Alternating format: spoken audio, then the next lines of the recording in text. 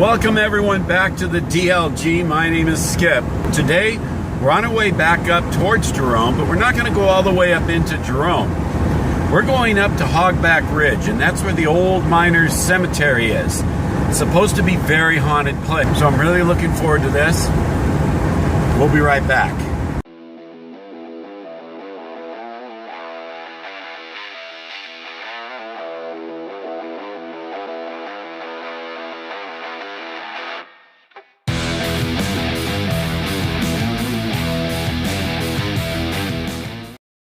I'd like to do another shout out to some new friends of mine, Judy Tabery from Bridgeport, Connecticut, and Lori Brown from Elko, Nevada. Welcome, guys. If you guys would like a shout out, just shoot me a message at my email address that'll appear down below towards the end of this video. Or you can just send me an instant message on Facebook. I love your comments. I love your suggestions. Look at those clouds. We might get some rain, folks. The little mining town of Jerome is still considered the largest ghost town in America. And in its day, it was called the wickedest town in America. And that's because it was a very violent place. It's a very lonely spot up here. It's actually kind of interesting to look at. They also say that it is very haunted. Especially in the night. You can hear footsteps, you can hear voices in the distance, and you can see dark, shadowy figures wandering through the cemetery at night. So we're going to go ahead and take a walk in there right now. But we're up on Hogback Ridge, and this is Jerome's Boot Hill. There were about 386 burials here from 1897 to 1942. Some of the headstones you can still read the markings on. This little cemetery here is mostly made up of miners. There was a lot of gunfights, but a lot of mining accidents. The metal railings around all of these grave sites are there because of the rocky conditions.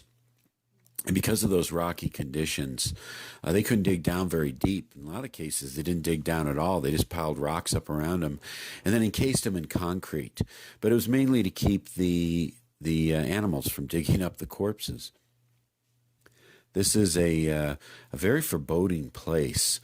It's actually a constant reminder of Jerome's violent and dangerous past. And then a lot of the miners that are buried here, they were hit by rocks. There were even stories that they would fall or be pushed into the smelter and burned to death. They would also fall down the shafts, sometimes as far as 500 feet.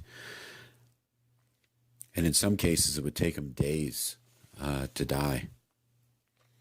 And others were killed from dynamite explosions, also from a lot of gunshot wounds. And they say that this place is so haunted because of the violent deaths.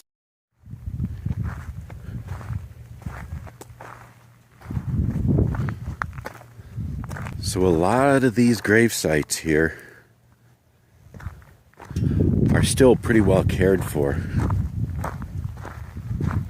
But a lot of them are just abandoned. This is what I was talking about, the little wrought iron fences around here. 1916. Incredibly lonesome place right here.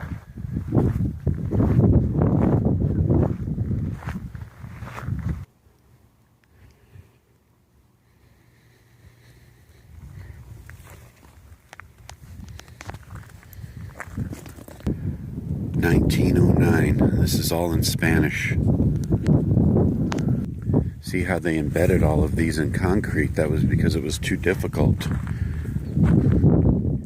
to bury people here because of the rocks.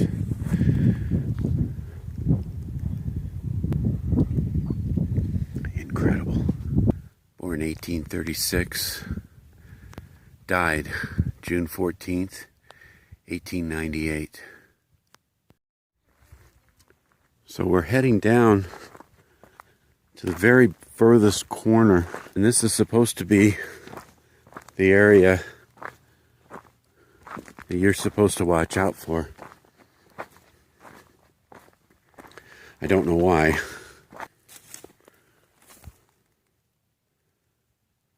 Born 1860, died 1901.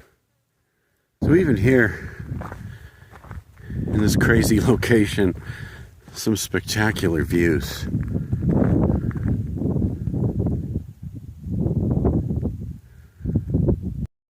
Here's one right here, just covered in rocks. You can see where there was once a marker placed there.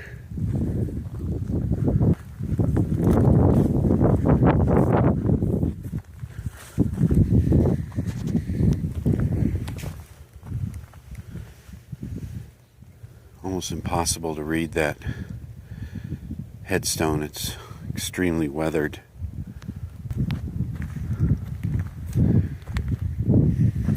(1916).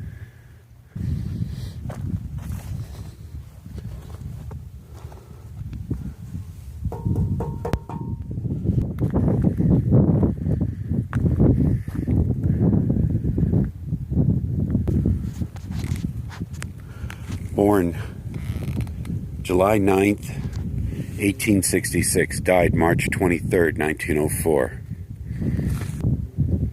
Native of Italy. So, it just rained just a couple of minutes ago. And it was cold when I first got here. Put my Levi jacket on. And the humidity has picked up and it's really gotten hot. Wow, that was fun. Be sure and like and subscribe.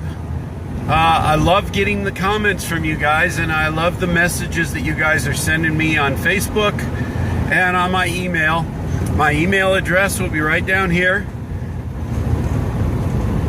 And you can find me on Facebook. That's Skip Smith on Facebook. And I'll talk to you guys later. Be sure and like and subscribe. Thanks, guys. Bye.